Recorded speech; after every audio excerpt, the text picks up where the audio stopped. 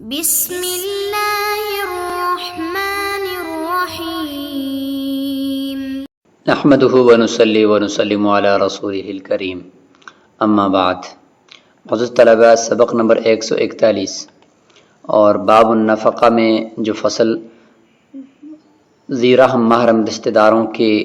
نفقے سے متعلق چل رہی ہے، اس میں آج ہم بات کرتے ہیں کہ اقارب کے نفقے کی شرائط، جن میں سے کچھ کا ذکر تفصیل کے ساتھ سبق نمبر 140 میں ہوا، اور کچھ انشاءاللہ ابھی اس کے اوپر تفریعات ہیں، چونکہ شرائط ہی کے اوپر، تو اس لیے شرائط کا نام ہی دے دیا۔ اور غائب بیٹے کے مال سے نفقہ وصول کرنا، یہ سبق کا دوسرا حصہ اس میں ہوگا، تو اس کو بھی انشاءاللہ ہم تفصیل سے دیکھیں گے۔ وَلَا تَجِبُ نَفَقَتُهُمْ مَعَ اخْتِلَافِ الدِّينِ لِبُطْلَانِ أَهْلِيَّةِ الْإِرْثِ وَلَا بُدَّ مِنْ اعْتِبَارِهِ وَلَا تَجِبُ عَلَى الْفَقِيرِ لِأَنَّهَا تَجِبُ صِلَةً وَهُوَ يَسْتَحِقُّهَا عَلَى غَيْرِهِ فَكَيْفَ تُسْتَحَقُّ عَلَيْهِ بِخِلَافِ نَفَقَةِ الزَّوْجَةِ وَوَلَدِهِ الصَّغِيرِ لِأَنَّهُ الْتَزَمَهَا بِالْإِقْدَامِ عَلَى الْعَقْدِ إِذِ الْمَصَالِحُ لَا تَنْتَظِمُ دُونَهَا وَلَا يَعْمَلُ فِي مِثْلِهَا الْإِعْصَارُ۔ اس پوری عبارت کے اندر دو مسئلے ذکر کیے گئے ہیں۔ پہلا تو یہ ایک تفریح ہے، ترجمہ دیکھیں کہ ذی رحم محرم رشتہ داروں کا نفقہ لازم نہیں ہوتا ذی رحم محرم رشتہ دار کے اوپر دین کے مختلف ہونے کے ساتھ، کیونکہ وراثت کی اہلیت باطل ہو چکی ہے، حالانکہ وراثت کا فی نفس ہی اہل ہونا اس کا اعتبار ضروری ہے۔ سبق کے آخر میں، سبق نمبر 140 کے آخر میں یہ بات ذکر ہوئی تھی کہ باپ کے علاوہ جو دوسرے رشتہ دار ہوں گے جن کے اوپر نفقہ لازم ہوتا ہے، جیسے کہ ماں کے اوپر نابالغ اولاد کا نفقہ اگر لازم ہو جائے، یا دادا کے اوپر لازم ہو جائے، یا بھائی کا بہنوں کے اوپر، یا بہنوں کا بھائی کے اوپر، تو اس صورت کے اندر بقدر میراث جتنی ان کو اس معذور سے یا اس مستحق سے میراث ملنی ہے، اسی کی بقدر ان کے اوپر نفقہ لازم ہے۔ اور ساتھ یہ بات ہوئی تھی کہ ان المعتبر اہلیت الارث، کہ اصل اعتبار نفقے کے لازم کرنے کے اندر وراثت کا فی نفس ہی اہل ہونا یہ ہے، نہ کہ وراثت کا وصول کرنے کا 100% یقین ہونا کہ ملے گی ہی ملے گی اور وراثت کو یہ محفوظ کرے گا ہی کرے گا، ایسا نہیں ہے، بلکہ فی نفس ہی اگر وہ ذی رحم محرم رشتہ دار آل ہے وراثت کا تو وہ نفقہ بھی دے گا، لأن الغرم بالغنم۔ تو اسی کے اوپر یہ تفریح ہے کہ پس دو ذی رحم محرم رشتہ دار جن کے دین مختلف ہیں، آپس میں وہ ایک مسلم ہے اور دوسرا غیر مسلم ہے، تو اس صورت کے اندر ظاہر ہے کہ ایک دوسرے کا وہ وارث نہیں بنے گا، تو وراثت کی اہلیت فی نفس ہی ان دونوں میں موجود نہیں ہے۔ جب نہیں ہے تو اس کا ہونا تو ضروری تھا، لہٰذا یہ جو نفقہ لازم تھا دوسرے وارث کے اوپر وہ بقدر میراث تھا۔ جب وراثت کی ہی اہلیت نہ رہی تو لہٰذا نفقہ بھی لازم نہیں ہوگا۔ تو یہ تفریح ہو جائے گی اس اصول پر۔ اور آگے جو مسئلہ ہے وہ یہ ہے کہ جس کے اوپر ہم نفقہ لازم کرتے ہیں تو اس کے پاس بھی مال تو ہونا چاہیے۔ ہاں، بیوی کا، والدین کا اور نابالغ اولاد کا نفقہ، وہ اگر یہ غریب بھی ہو پھر بھی اس کے اوپر لازم ہے۔ اگر نہیں دے سکتا تو قرض لے، نہیں دے سکتا تو بیوی اس کے نام پر قرض لے، لیکن جہاں تک بات دوسرے رشتہ داروں کے نفقے کی ہے تو اس میں یہ فرق ہے کہ اس کے لیے اس کے پاس بھی خود کچھ نہ کچھ ہونا لازم ہے۔ اس لیے فرماتے ہیں کہ وَلَا تَجِبُ عَلَى الْفَقِيرِ، فقیر اور مسکین کے اوپر دوسرے رشتہ داروں کا نفقہ لازم نہیں ہوگا، لِأَنَّهَا تَجِبُ صِلَةً، یہ ایک عطیہ اور تحفے کے طور پر یہ نفقہ لازم ہے، وَهُوَ يَسْتَحِقُّهَا عَلَى غَيْرِهِ، اور یہ جو وارث ہے، یہ جو رشتہ دار ہے، یہ خود کسی اور کے اوپر اس تحفے کا مستحق ہے اور عطیہ کا مستحق ہے کہ اس کو دیا جائے۔ فَكَيْفَ تُسْتَحَقُّ عَلَيْهِ، کس طریقے سے اس کے اوپر نفقہ لازم کیا جا سکتا ہے؟ بخلاف نفقۃ الزوجۃ وولدہ الصغیر، بخلاف اپنی بیوی کے نفقے کے اور اپنی نابالغ اولاد کے نفقے کے، لأنہ التزمها بالاقدام علی العقد، کیونکہ اس نفقے کو تو اس نے خود اپنے اوپر لازم کیا ہے عقد نکاح کا التزام کر کے اور اس کے نتیجے میں آگے اولاد پیدا کر کے۔ اذ المصالح لا تنتظم دونها، کیونکہ نکاح کے جو مصالح ہیں اور ثمرات ہیں وہ بغیر نفقے کے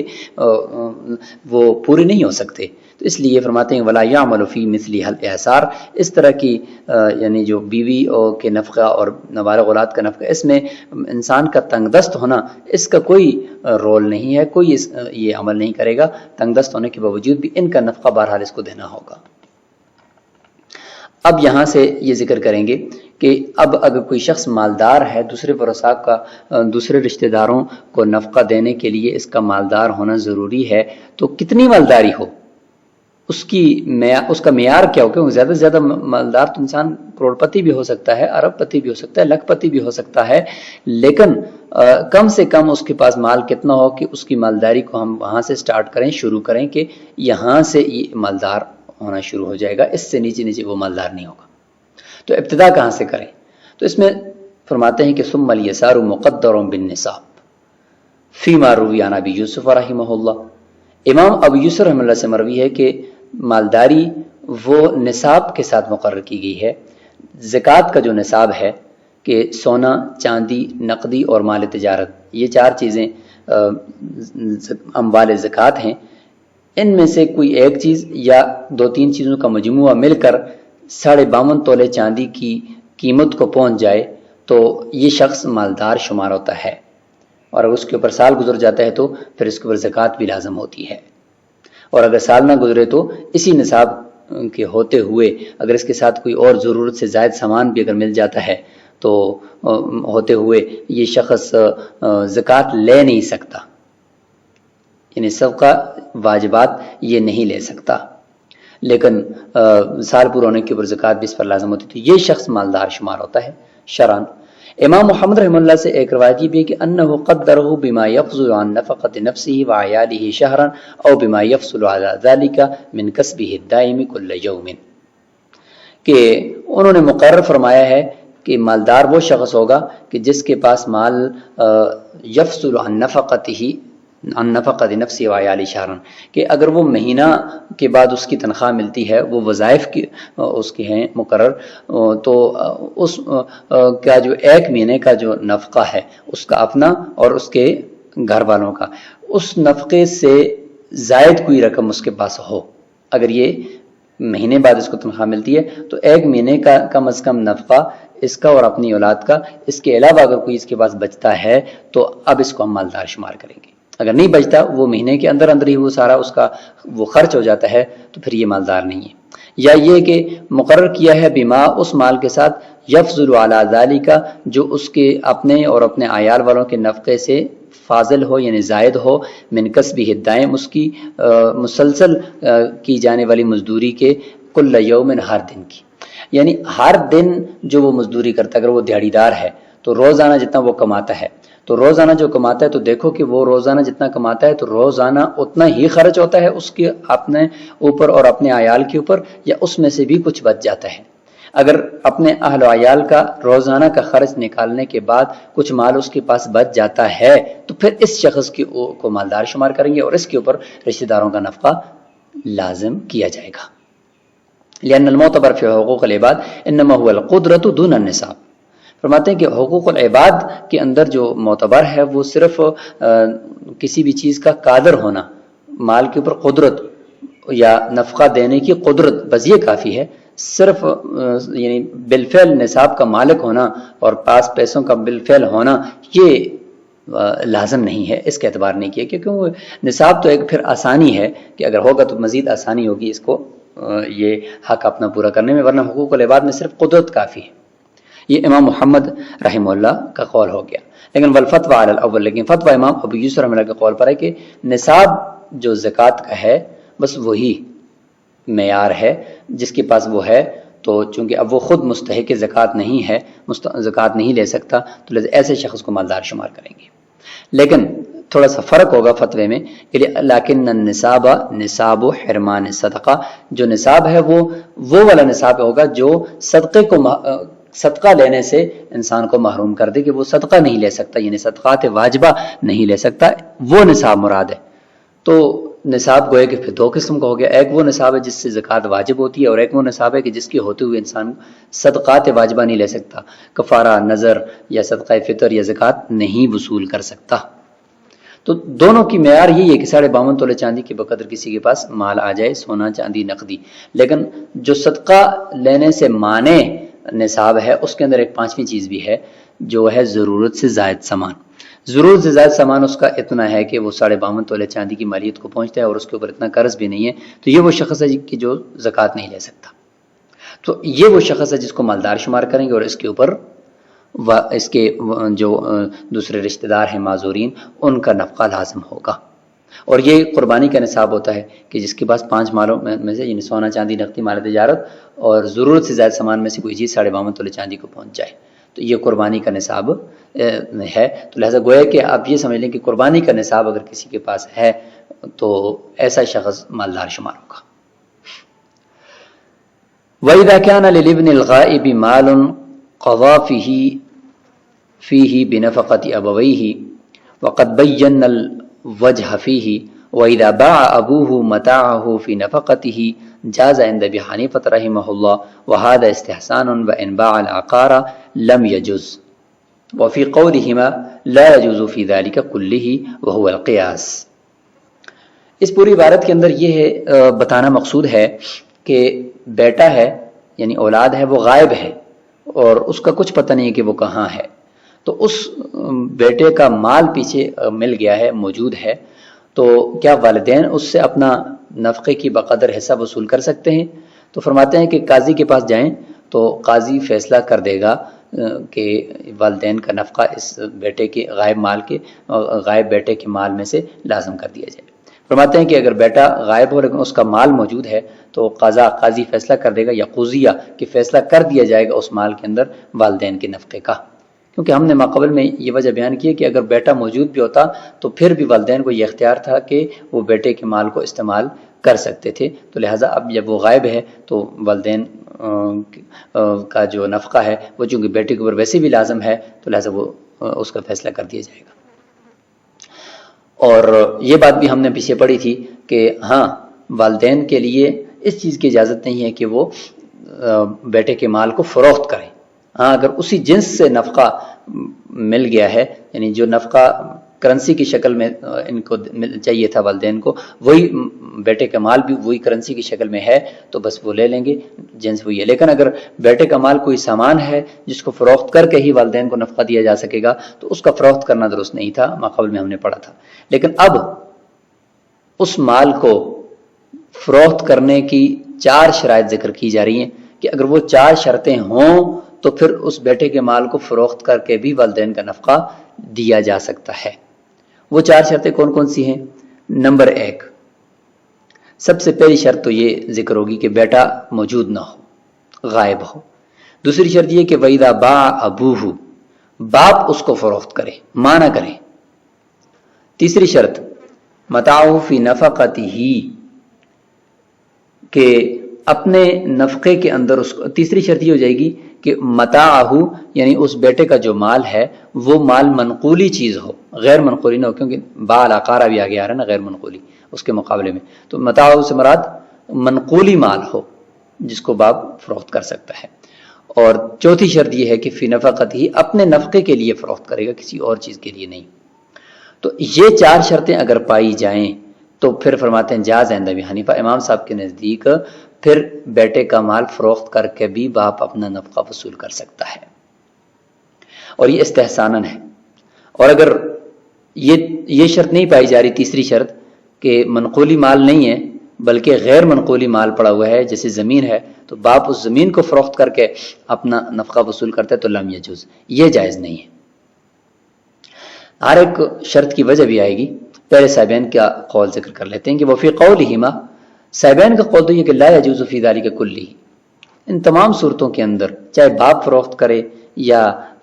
ماں فروخت کرے یا منقولی چیز فروخت کرے، غیر منقولی کرے، اپنے نفقے میں کرے یا کسی اور کے نفقے میں کرے، بیٹا موجود ہو یا بیٹا غائب ہو، کسی بھی صورت میں جائز نہیں ہے. قیاس کا تقاضا بھی یہ ہے کہ دوسرے کے مال میں کوئی اب ولایت نہیں ہے والدین کو، لأنه لا ولایت له لانقطاعها بالبلوغ، کیونکہ بچے کے بالغ ہونے کی وجہ سے ولایت منقطع ہو چکی ہے باپ کی مال سے. اسی وجہ سے ولہذا لا یملک حال حضرتہ، فرماتے کہ اگر وہ بیٹا موجود بھی ہو اس کی موجودگی میں بھی باپ اس کے مال کو فروخت تو نہیں کر سکتا، نہ ہی اس کا مال کا مالک ہے صاحبین کے نزدیک. ولا یملک البیع فی دین لہو سوى النفقہ، اور اسی طریقے سے باپ اپنے اس قرض کے بدلے میں، جو قرض بیٹے کے اوپر اس کا ہے، اس کے بدلے میں بھی وہ اس مال کو بیچنے کا مالک نہیں ہے، نفقے کے علاوہ بھی، نفقے کے علاوہ جو باپ کا قرض ہے بیٹے کے اوپر، اس میں بھی اس کو فروخت نہیں کر سکتا۔ وَقَذَا لَا تَمْلِكُ الْأُمُّ فِي النَّفَقَةِ، اور اس طریقے سے باپ کا کہا تھا کہ باپ نہیں، تو فرماتے کہ ماں بھی فروخت نہیں کر سکتی صاحبین کے نزدیک۔ لیکن امام ابو حنیفہ رحمہ اللہ کی دلیل سنیں، وہ فرماتے ہیں کہ ان للاب ولایت الحفظ فی مال الغائب، ہم اس اینگل سے دیکھتے ہیں کہ باپ کی چلو ولایت تو نہیں ہے بیٹے کے مال پر کہ اس کو فروخت نہیں کر سکتے، لیکن بیٹا اگر غائب ہو تو اس کے مال کی حفاظت تو باپ کی ذمہ داری ہے، حفاظت تو باپ کی ولایت ہے، تو لہٰذا جب حفاظت کی ولایت باپ کو موجود ہے تو فرماتے ہیں کہ آگے ہم یہ ذکر کریں گے کہ پھر منقولی مال کو اگر نہیں فروخت کریں گے تو وہ تو رکھا رکھا خراب بھی ہو جائے گا یا یہ کہ گم ہو جائے گا، تو اس لیے پھر باپ کو اجازت دی جائے گی کہ وہ منقولی مال کو فروخت کر سکے۔ اللہ تعالیٰ دلیل دیتے ہیں کہ بھئی باپ کو غائب بیٹے کے مال کی حفاظت کی ولایت ہے، کیوں؟ اس لیے کہ اللہ تعالیٰ للوصی ذالک، کہ وصی قاضی جب مقرر کرتا ہے غائب کے مال، مفقود کے مال کے لیے، تو اس وصی کو اختیار ہوتا ہے کہ اس کے مال کو کی حفاظت کرے، تو فالاب اولا، باپ کے لیے تو زیادہ اولا ہے کہ وہ اپنے بیٹے کے مال کی حفاظت کرے، وفور شفقتہ، کیونکہ باپ کی شفقت بھی بہت وافر مقدار میں ہے اور بہت زیادہ ہے۔ اچھا، جب یہ بات ہے کہ باپ کو ولایت حاصل ہے حفاظت کی، تو اگلا مقدمہ بھی سنیں کہ وَبَيْعُ الْمَنْقُولِ مِنْ بَابِ الْحِفْظِ، منقولی اشیاء کا فروخت کرنا یہ حفاظت ہی کے باب میں سے ہے، چھوڑے چھوڑے وہ خراب ہو جائے گا یا گم ہو جائے گا۔ لیکن ولا كذلك العقار، لیکن زمین ایسی نہیں ہے، لأنها محصنة بنفسها، وہ خود بخود محفوظ ہے، کیونکہ اس کو اٹھا کر کوئی لے کر نہیں جا سکتا، وہ ادھر پڑی ہوئی ہے، لہٰذا اس کو فروخت کرنا باپ کے لیے تو جائز نہیں قرار دیا ہم نے، لیکن زمین کو کے علاوہ جو منقولی چیزیں ہیں ان کو فروخت کرنے کی اجازت دی تاکہ باپ حفاظت کر سکے اس کی۔ جب یہ بات ہے، اس اینگل سے ہم نے باپ کو اجازت دے دی، تو ہم نے کہا کہ اب جب کرنسی کی شکل میں وہ مال کا سمن آئے گا باپ کے پاس، تو وہ چونکہ باپ کا جو نفقہ لازم تھا، باپ کا نفقہ جو بیٹے کے اوپر لازم تھا، تو اس کا عین گوئے کہ اسی کی جنس مل گئی ہے، تو باپ پھر اس میں سے بعد میں نفقہ بھی وصول کر سکے گا۔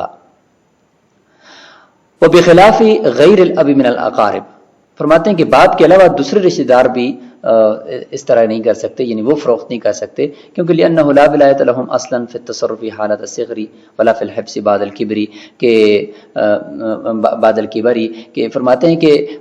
دوسرے جو رشتہ دار ہیں ان کو نابالغ بچے کے مال میں تصرف کرنے کی کوئی ولایت نہیں ہے، حالت صغر میں بھی نہیں ہے، اور نہ ہی حالت کبر میں ان کو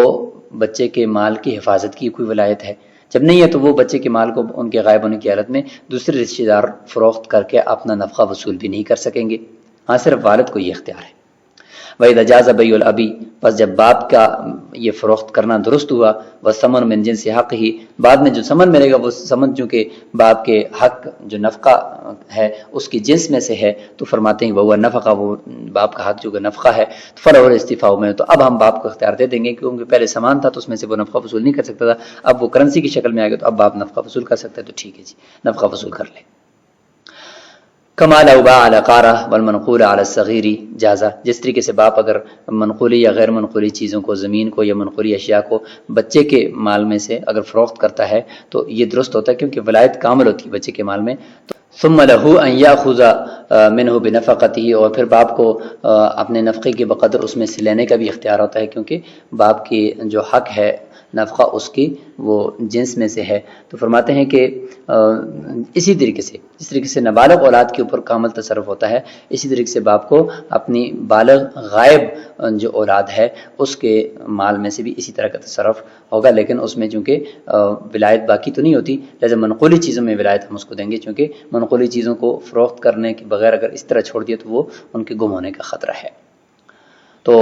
یہاں تک یہ بات مکمل ہو چکی ہے، اور اسی سے متعلق بات ہوگی کہ غائب بیٹا ہے اور اس کا مال کسی اور کے پاس پڑا ہوا ہے، تو والدین یا وہ اجنبی اٹھا کر ان والدین کے اوپر خرچ کرتا ہے تو وہ کیسا ہے۔ تو چونکہ یہ سبق کی ٹائمنگ زیادہ ہو چکی ہے تو ہم اگلے سبق کے اندر اس کو انشاءاللہ اس کو ذکر کر دیتے ہیں۔ السلام علیکم ورحمۃ اللہ۔